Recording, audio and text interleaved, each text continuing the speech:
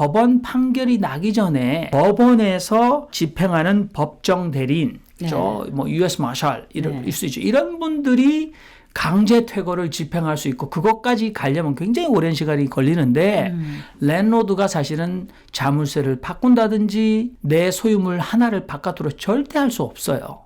그러니까 일단 안심하셔야 되고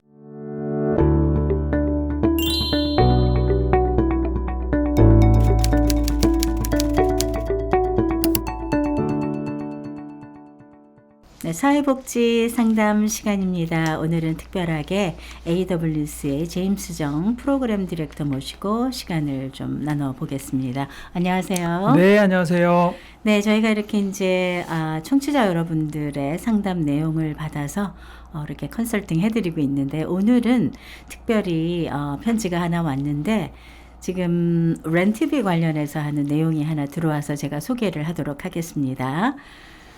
저는 뉴저지에 살고 있는 사람입니다. 렌트비를 3개월 밀렸더니 집주인이 변호인을 통해서 소환장을 보내왔습니다. 제가 너무 놀라고 당황하고 겁도 나서 어떻게 해야 하는지 모르겠습니다.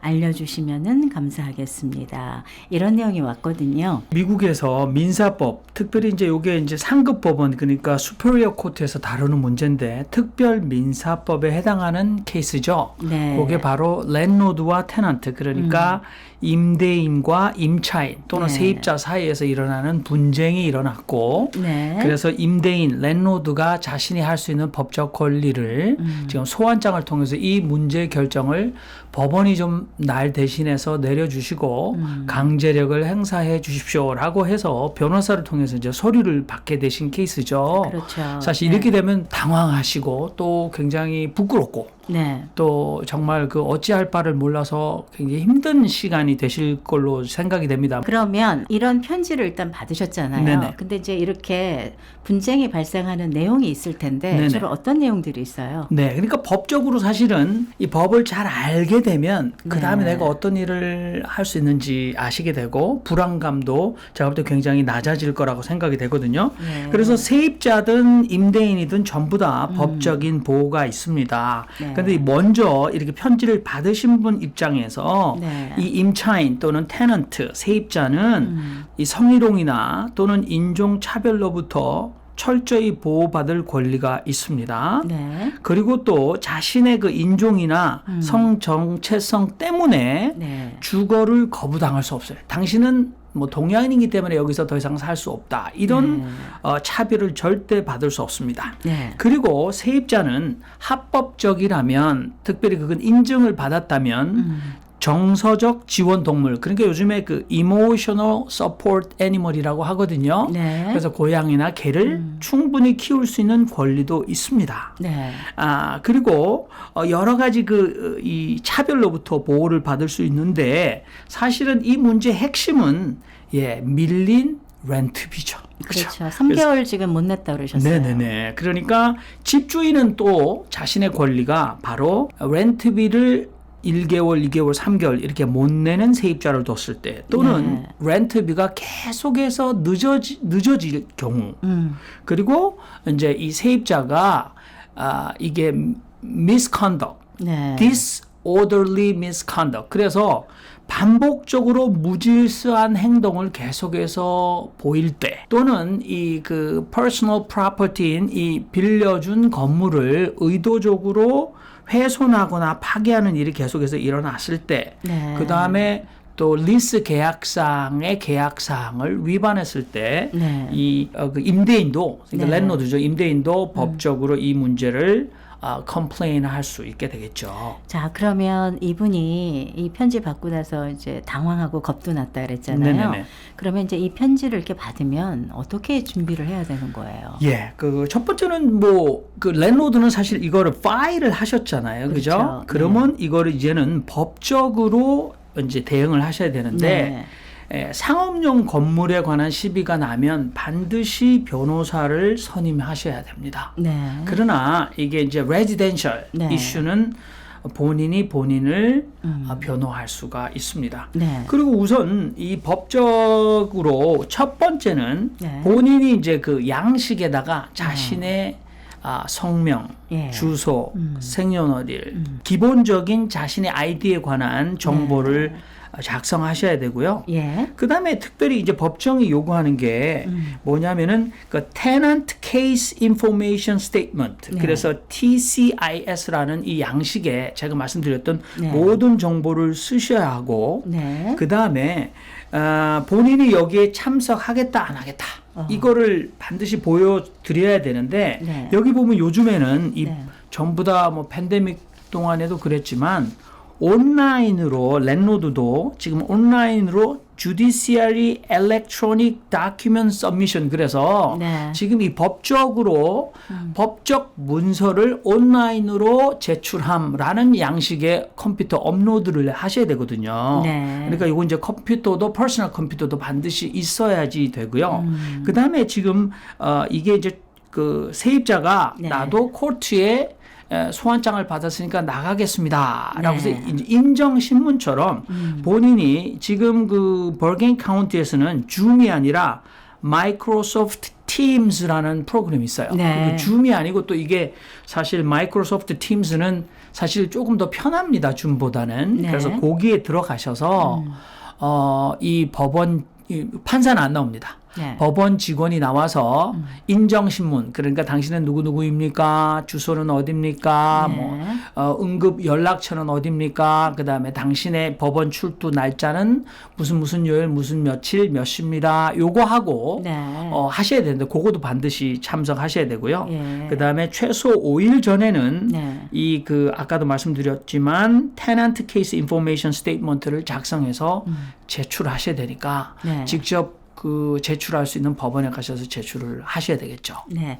자, 그러면은 세입자가 변호사를 고용해서 상급법원, 네. 특별민사법정에 이제 소환장을 발행한 그 임대인에게 어떻게 대처를 하고 어떻게 권리를 주장을 좀 할 수 있을까요? 네, 사실은 이제 전체 그림을 보여드리면 네. 이게 금방 결정될 수 있는 건 참 아니거든요. 네. 가장 중요한 건 세입자께서는 어떻게 렌트비를 내가 마련할 것인가에 사실 집중하셔야 돼요. 네. 그 사이에 충분히 시간이 그 돈을 마련할 수 있는 시간이 분명히 있습니다. 그리고 법적으로는 절대 법원 판결이 나기 전에 네. 제3자가 그러니까 법원에서 집행하는 법정 대리인, 네. 뭐 US 마샬 네. 일 수 있죠. 이런 분들이 강제 퇴거를 집행할 수 있고 그것까지 가려면 굉장히 오랜 시간이 걸리는데 랜로드가 사실은 자물쇠를 바꾼다든지 내 소유물 하나를 바깥으로 절대 할 수 없어요. 네. 그러니까 일단 안심하셔야 되고 네. 이게 돈 문제로 발생하셨으니까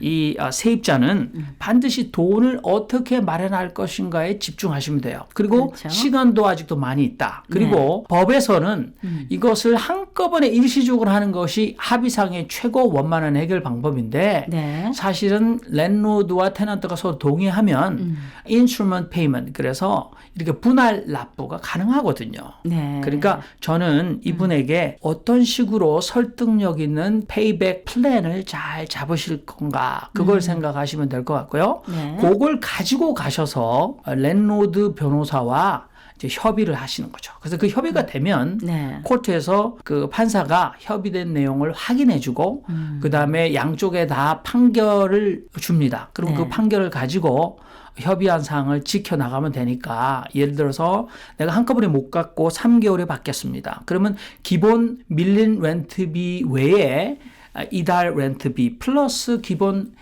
렌트비의 한 달 정도. 그 다음 달에는 또 이달 렌트비 플러스 두 번째 밀린 렌트비 한 달 정도. 네. 그 다음 마지막 달에는 그 달의 렌트비 플러스 나머지 잔액.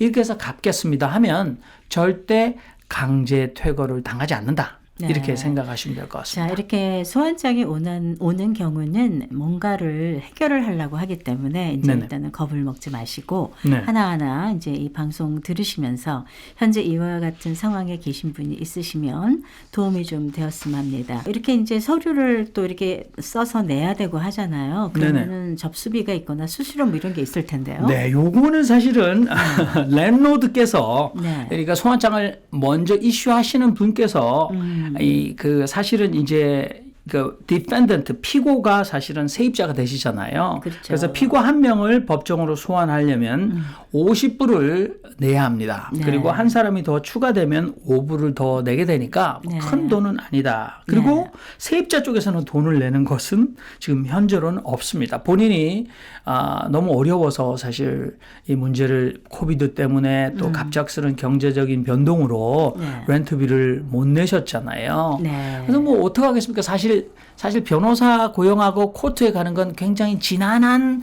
과정이 필요하거든요. 그래서 모든 분들 랜로드도 사실은 이거를 원만하게 협의하시고 합의하시면 해결이 될 문제거든요. 그렇죠. 근데 악의적으로 지속적으로 렌트를 안 낸다. 그러면 랜로드 입장에서도 법정에서 내가 구속력을 가져서 렌트비를 좀 받았으면 좋겠다. 이렇게 하니까 하게 되는 거잖아요. 그렇죠. 근데 이제 만일에 랜로드가 임대인이 외국분이라고 해도 이 모든 법은 약자를 보호하기 위해서 만들어진 게 많거든요. 네. 그러니까 지금 이제 코트에서는 무엇을 해주실 수 있고 무엇을 해주실 수 없다가 이미 다 웹사이트에 나와 있습니다. 네. 그런데 사실은 법적 조언은 이 코트에서 그러니까 지금 버겐 카운티 수프리어 코트 네. 스페셜 그 시빌 로우 코트에서 두 사람에게 법적 조언은 아무도 하지 않습니다. 그렇죠? 네.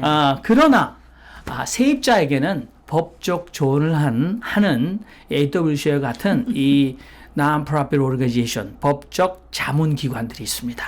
그런 전화번호는 주실 수 있으니까 자기가 변호사를 선임할 수 있는 경제적인 여건이 안 되시는 분은 그런 그 Legal Service, Northern New Jersey Legal Service 뭐 요런데 연락을 하시면 요런 일만 전담하는 사무장이나 변호사가 있습니다. 그리고 특별히 네. 법정에서 내가 한국어밖에 못한다.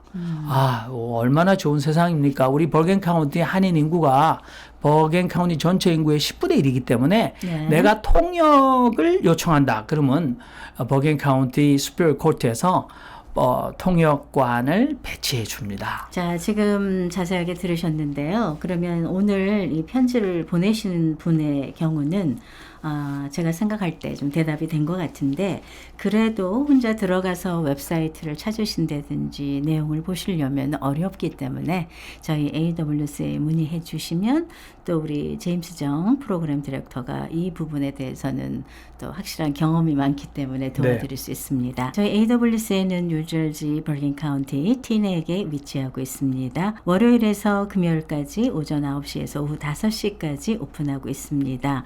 그 외에도 자격을 갖춘 또 많은 직원들이 여러분들을 도와주실 수 있습니다. 지금 이런 렌트비 소송 문제라든지 어려운 일에 있으신 분들이 있으시면은 저희가 자문을 해드릴 수 있습니다. 자, 오늘도 좋은 말씀 감사합니다. 네, 감사합니다.